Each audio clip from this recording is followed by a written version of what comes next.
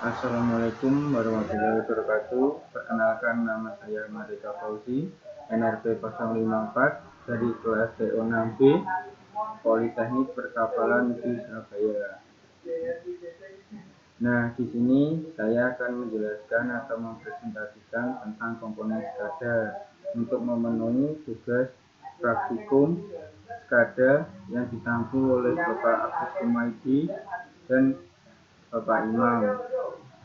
Untuk selanjutnya yaitu komponen SCADA. Sebelum masuk di komponen SCADA, apa itu SCADA? SCADA adalah singkatan dari Supervisory Control and Data Acquisition, yaitu sistem kendali industri berbasis komputer yang dipakai untuk pengontrolan suatu proses. SCADA sendiri biasanya digunakan untuk industri yang telah bekerja atau berproduksi secara otomatis, biasanya di industri manufaktur, kemudian industri pakan, kemudian biasanya ini digunakan di divisi produksi. Nah, untuk selanjutnya yaitu adalah komponen SCADA. Di sini saya akan menjelaskan dua komponen SCADA, yaitu MTU atau Master Terminal Unit dan sistem komunikasi.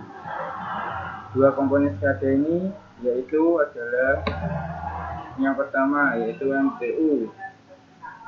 MTU adalah Terminal Unit atau MTU merupakan sebuah komputer, bisa juga PLC atau microcontroller yang bertugas memberikan data dan mengambil data dari HMI ke RTU. Jadi RTU mengambil data dari sensor, kemudian RTU mengirim data kepada MTU untuk dikontrol menggunakan HMI. Kemudian mengambil datanya juga untuk diberikan kepada HMI sebagai server dari suatu proses SCADA. Nah, selanjutnya yaitu komunikasi MTU. Ini adalah salah satu contoh komunikasi MTU. Ada beberapa RTU yang terhubung kepada MTU untuk mengambil data dan memberikan informasi kepada MTU untuk dikirimkan ke HMI sebagai server. Nah, selanjutnya yaitu pemilihan MTU SCADA. Pemilihan MTU SCADA yang pertama harus fleksibel, jadi harus bisa menyesuaikan dengan mesin atau alat yang digunakan pada proses atau sistem pada SCADA. Kemudian yaitu bekerja 24 jam, yaitu sistem SCADA harus bekerja secara 24 jam, jadi harus bekerja secara real time dalam memberikan informasi maupun mengambil data. Nah, MTU harus bekerja 24 jam karena mengambil data dari sensor yang kemudian dikirim ke RTU, RTU kemudian mengirim ke MTU untuk mengirimkan ke HMI sebagai server. Terus kemudian selanjutnya yaitu yang ketiga, tampilan informasi detail. Nah, pada tampilan SCADA sendiri harus secara detail tentang informasi atau data yang diambil untuk diberikan atau dikirim kepada alat yang akan memproduksi atau yang bekerja. Yaitu selanjutnya yang keempat, progres jangka panjang. Progres jangka panjang sendiri yang dimaksud adalah lifetime, yaitu jangka panjangnya untuk kedepannya harus bisa bekerja lebih dari 15 tahun. Maksudnya sendiri yaitu awet dan handal dalam penggunaan sistem SCADA sendiri. Yaitu yang selanjutnya pencadangan yang beragam.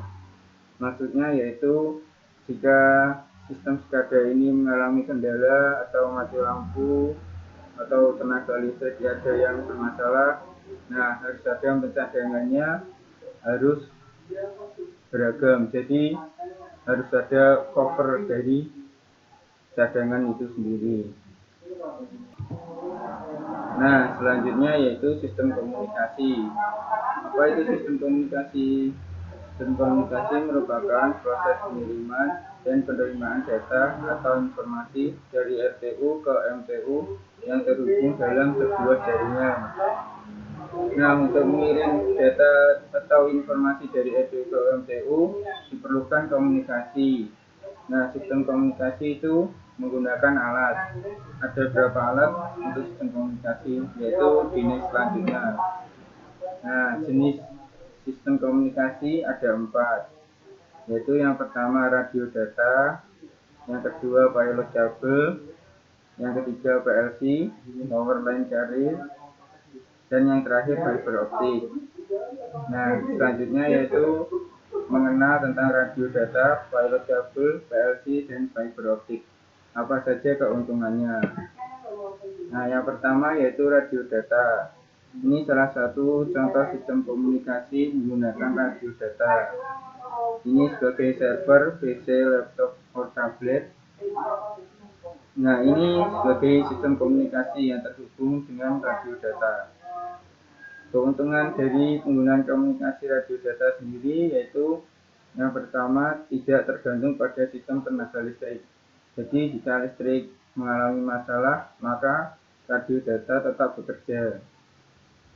Untuk selanjutnya itu tidak tergantung pada jaringan publik. Jadi ini tidak bisa diakses oleh orang banyak, hanya jaringan itu sendiri yang terhubung dengan server.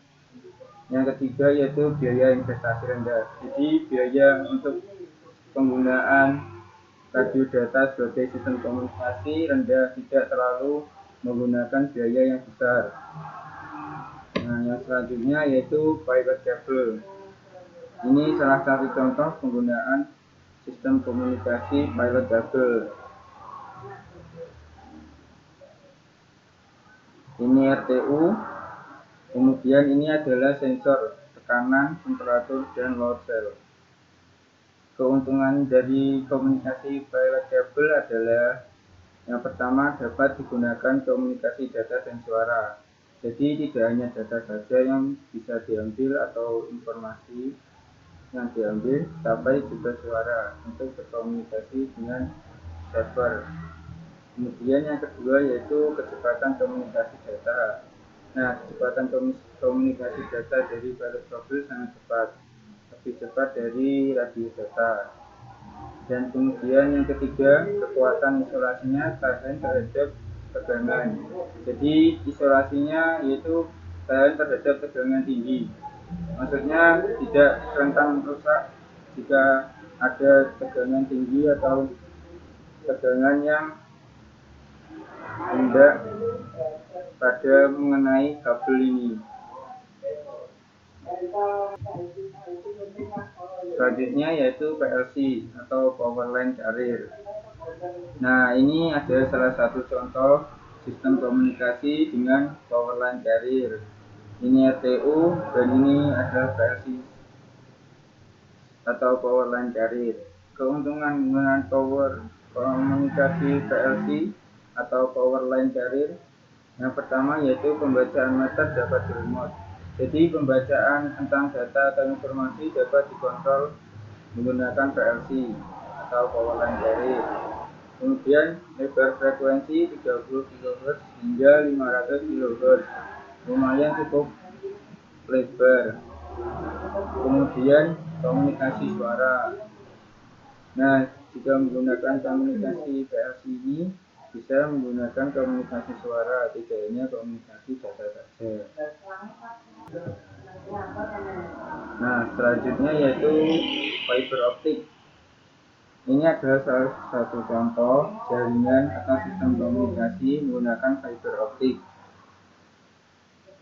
Keuntungan dari komunikasi fiber optik yaitu yang pertama keamanan sangat kuat. Jadi tidak mudah untuk diakses orang lain selain server atau user dari server itu sendiri. Kemudian yang kedua lifetime panjang. Jadi jangka panjangnya untuk kedepannya sangat awet dan juga handal dalam penggunaan fiber optik. Kemudian yang ketiga handal dan biaya pemeliharaan murah. Jadi jika mengalami masalah fiber optik tidak menggunakan atau mengeluarkan biaya besar untuk dalam pemeliharaan fiber optik sendiri. Nah, terima kasih. Sekian presentasi dari saya mengenai komponen SCADA. Semoga bermanfaat dan mohon maaf bila ada salah kata maupun perkataan. Wassalamualaikum warahmatullahi wabarakatuh.